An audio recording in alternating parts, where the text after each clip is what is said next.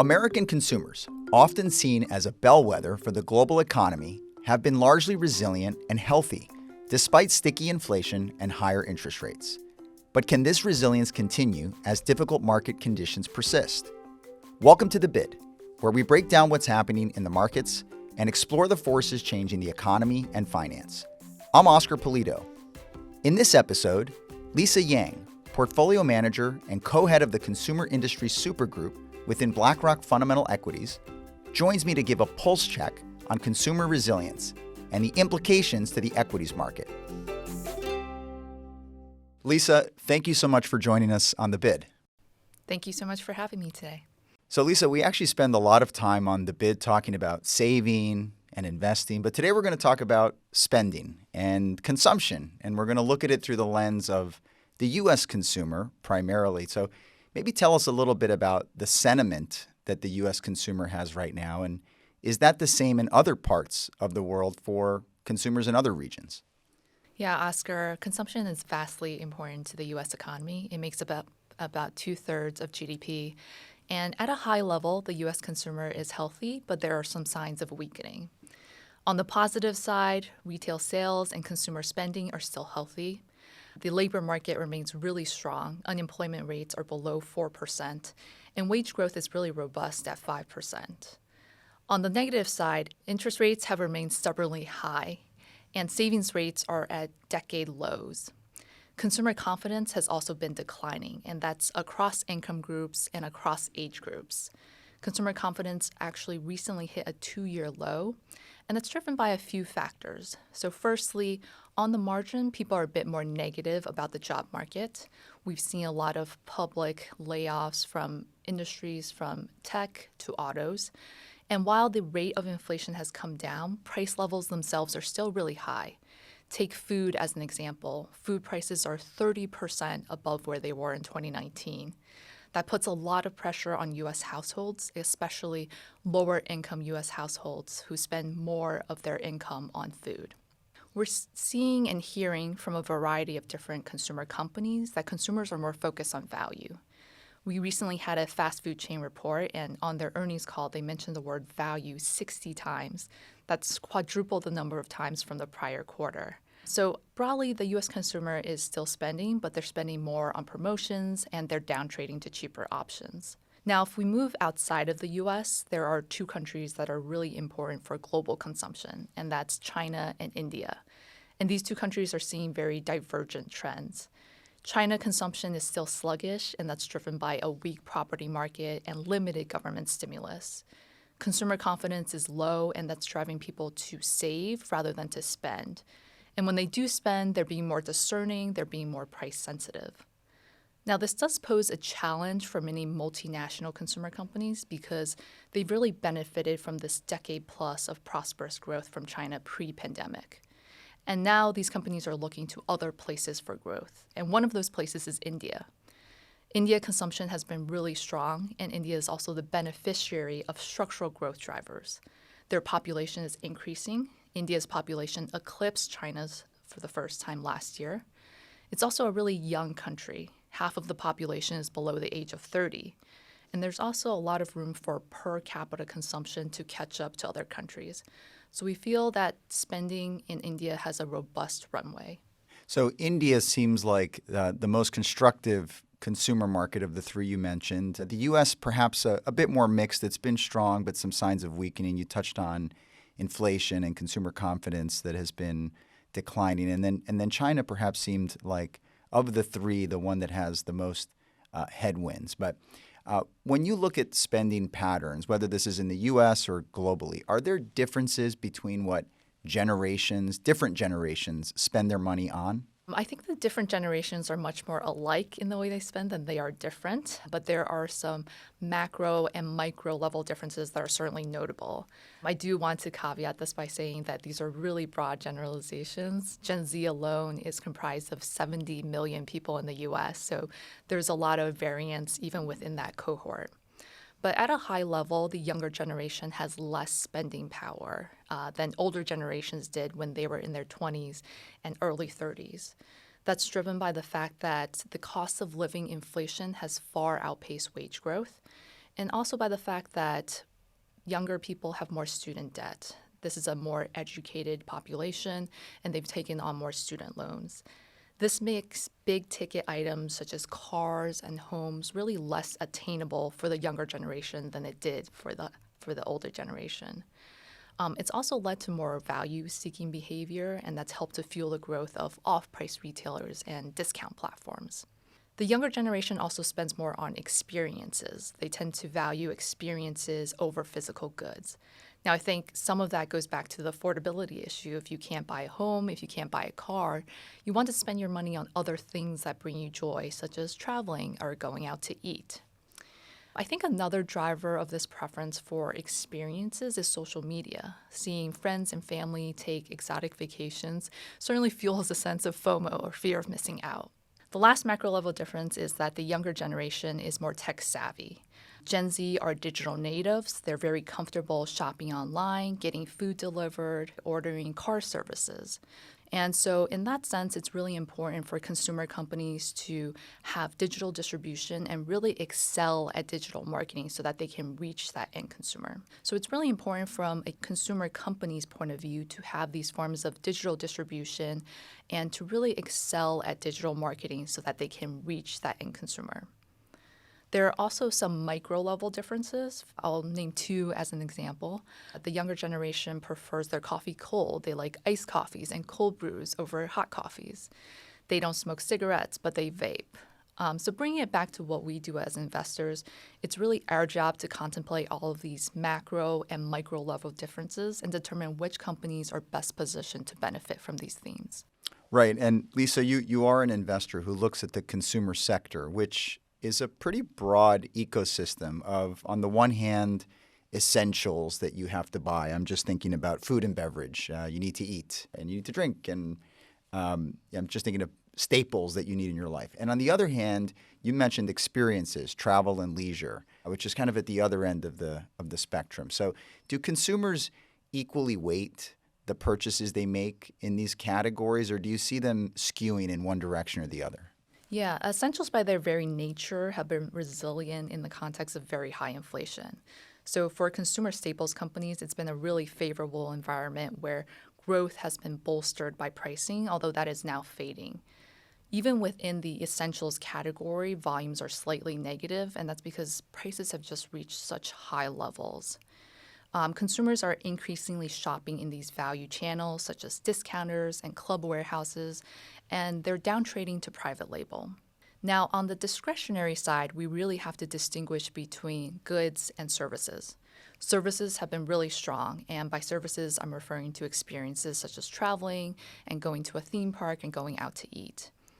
There's been a structural shift away from goods to experiences, and that certainly took a pause during the pandemic, but it's rebounded back really strongly and helped to fuel the growth of the services sector. Take travel. U.S. airlines reported air traffic up 30% in 2023.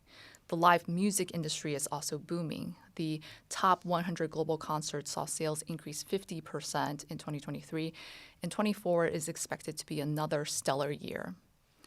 Discretionary goods, on the other hand, are still challenged.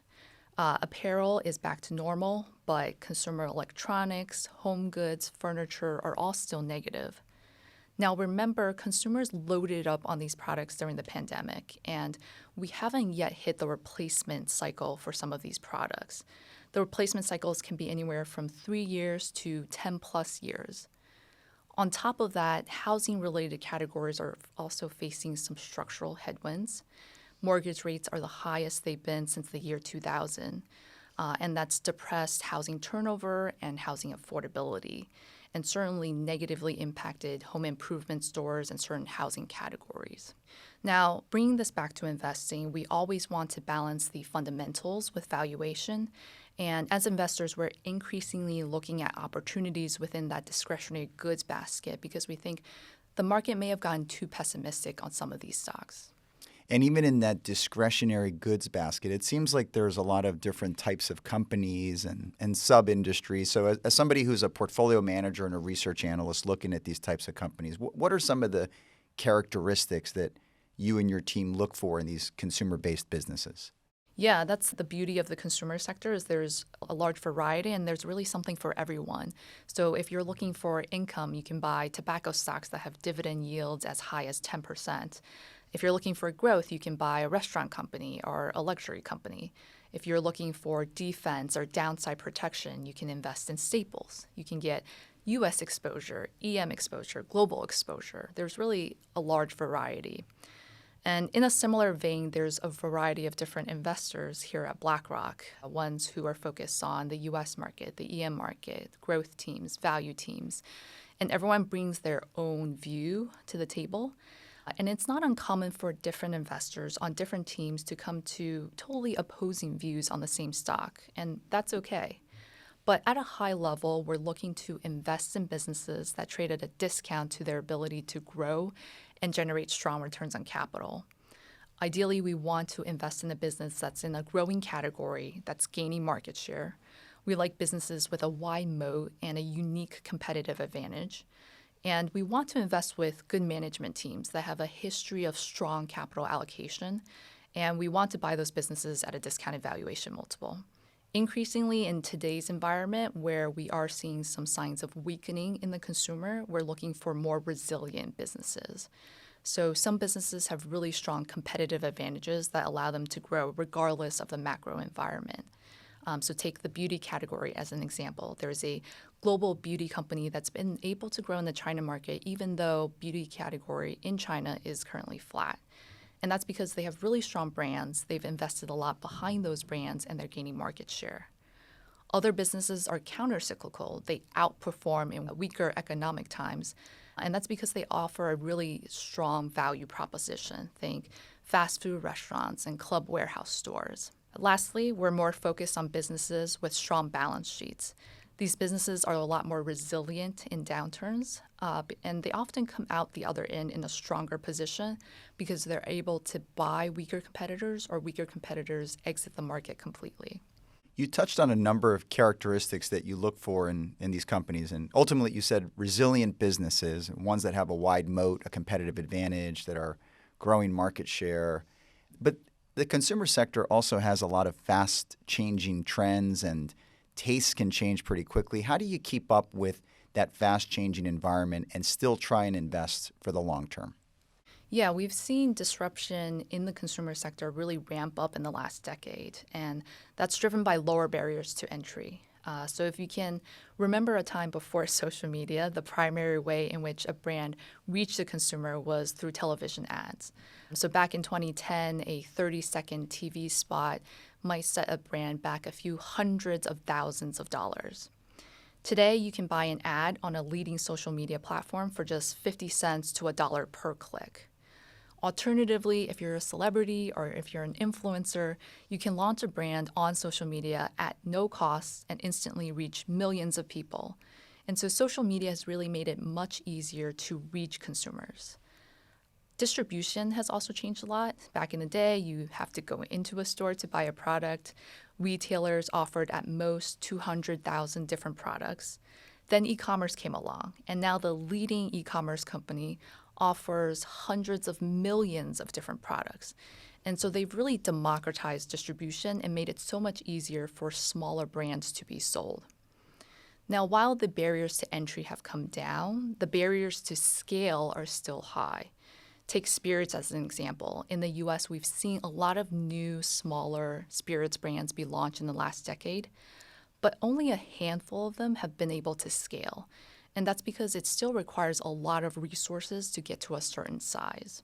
Bigger consumer companies have increasingly taken to buying these smaller brands as a source of external R&D and using their variety of resources to help those small brands scale. On the topic of changing trends, there's certainly been a spectrum of durability of trends. I think that the best consumer companies have a really great pulse on the consumer, and they're either driving trends or they're quickly adapting to changing trends. We tend to be more cautious in fad-driven areas such as fashion apparel. Ideally, we want to be levered to longer-term structural themes. An example is the increasing popularity of Mexican food and beverage in the U.S. That's driven by an increasing Hispanic population and changing consumer taste. That structural theme really gives us confidence in the longer term outlook for some of our investments in Mexican concept food and beverage companies. Stepping back, one of the most important aspects of fundamental analysis is really to determine the durability of a company's growth rate, and being hyper aware of disruption and changing trends is really important in doing that. It was interesting, as you were saying, back in the day before social media, I was thinking back in the day I used to go to a shopping mall. And you haven't said that term at all in this conversation, but I think I know why. Obviously, times are changing the way people consume and where they consume and where they consume their advertising. The other thing that is changing is technology. You touched on that a bit. We've talked a lot about artificial intelligence on the podcast and its impact across industries. So how is it impacting either the consumer itself or maybe how the companies in the consumer sector are doing business? Unsurprisingly, digital native e-commerce companies have been very quick to deploy Gen AI. We have a leading US e-commerce company which recently launched something called gift mode, and that's a different way of searching for the right product. You input a few attributes of the person you're shopping for, and they use their algorithm to surface the best gift ideas for that person. Another leading e-commerce platform has used Gen AI to summarize product reviews. Instead of scrolling through pages and pages of product reviews, you can very quickly see the key positive and negative attributes of a product. This is a win-win for the consumer and the e-commerce platform. It makes it much easier for the consumer to find what they're looking for, and it makes it much more likely that they shop with that e-commerce platform. So in that sense, I do think that Gen AI will further advantage e-commerce over their brick-and-mortar peers. Another area where Gen AI is having a notable impact is marketing. Marketing is vitally important to consumer companies, and Gen AI gets us closer to this concept of personalization at scale that's really tailoring each advertisement to the individual. So say, for example, we have a chocolate company, and this is purely hypothetical, but for example, they know, Oscar, that you're into health and wellness. They will advertise the fact that their chocolates are organic. They'll look at me and say, Lisa, we know you love a great deal, so we'll advertise the fact that our chocolates are competitively priced. We're also seeing Gen AI attack the more traditional parts of marketing, such as market research, idea generation, ad creation. There's a large U.S. beverage company that was an early partner of OpenAI, and last year they released an ad that they had created in collaboration with Gen AI. And it's a really stunning ad. Highly encourage you to take a look at it. It's called Masterpiece, and it brings to life some of the most famous works of art around the world, including an Andy Warhol painting of one of their products. So I think that's a great illustration of combining human insights and capability with Gen AI. Now, consumer companies are still at the very early stages of harnessing the powers of Gen AI, and it's really our job as investors to determine which companies can use these capabilities to further differentiate themselves and elevate their competitive advantage. And Lisa, you're a consumer yourself, so you're shopping and thinking about things to buy. And how does that influence the investment decisions you make in your portfolios? Do you tend to invest in brands that you like and avoid investing in those that you don't? Just how do you sort of wear those two hats of being both a consumer and an investor? How do those two worlds collide?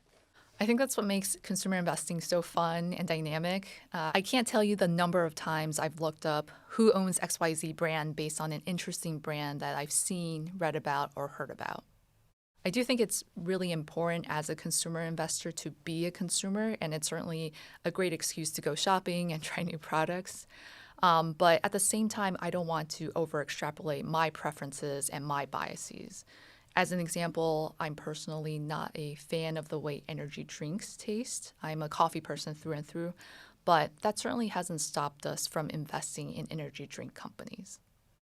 Right. Consumer preferences can vary widely. So your consumer tastes are just one subset of that, and you're trying to sort of understand broader consumer preferences as well. Exactly.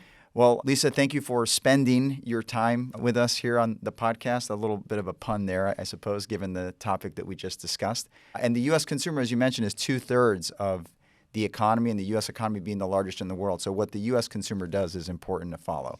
Thank you for joining us on the podcast, and we look forward to having you on again in the future. Thank you so much for having me, Oscar. Thanks for listening. If you've enjoyed this episode, check out our last episode with Carrie King, where she discusses equity opportunities beyond AI.